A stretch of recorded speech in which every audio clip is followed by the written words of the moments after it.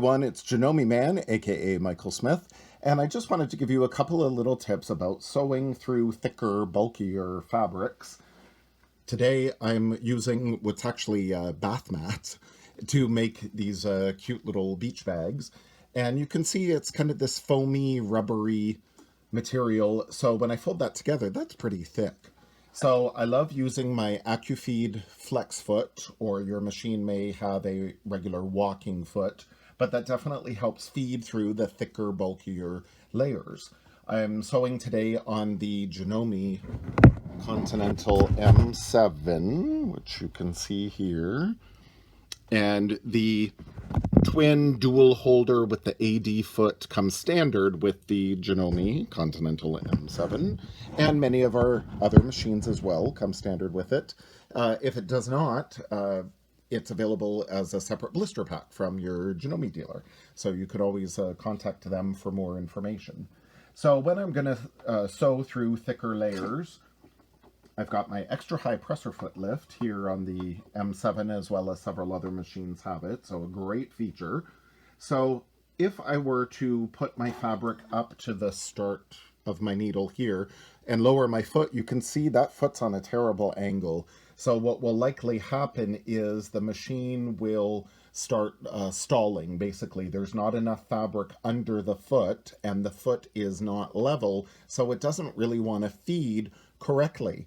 The needle could also flex a little too much as it's trying to go through all those layers at a weird angle, and possibly my needle could break. I could end up with some skip stitches as well, because again, the presser foot is not level, which is the optimum sewing position. So in order to help facilitate that, I like using a tool which comes with many of our machines, and I'm surprised so many people wonder, what is this thing, and they don't even know that they have it. Now, as a side note, here is my instruction book for the Continental M7.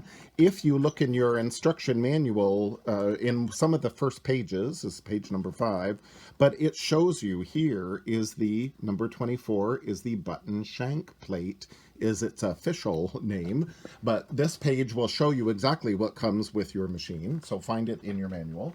But the button shank plate, as it's officially known as, is designed to, when there's a button on top of it, there's two distances, two different spaces, basically. This height here is a little more shallow than this height here. So if I put my button on and I'm sewing on really thick wool, for example, I would use this side. So that gives me a higher shank to accommodate that thicker fabric for my button. So I like using this. You can see it's notched out here, so I can put it on either side of my needle, behind my fabric, and then when I lower my foot is totally level, so I'm able to sew no problem.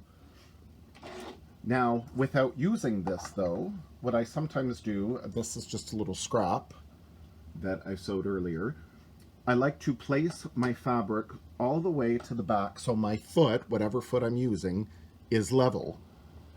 So then I lower my foot and start sewing, but then I'm going to sew in reverse all the way to the end of my fabric. So get back to the beginning. Then once I'm at the beginning, then I sew my regular seam. So I am backstitching quite a distance, but that way I find the fabric feeds very evenly without it bunching up at the very start. So when you start sewing, again, about here, maybe about an inch or so, and then backstitch and then go forward, it feeds evenly, no trouble whatsoever. So it's a very fun, quick, easy projects. I've written a blog on Janome Life, so if you're viewing this video on YouTube, I'll put a link at the bottom, so then you can go to our Janome Life blog in order to read how to make this very fun and easy beach tote bag, because the fabulous weather is on its way. So thanks very much, and I hope you enjoy your day.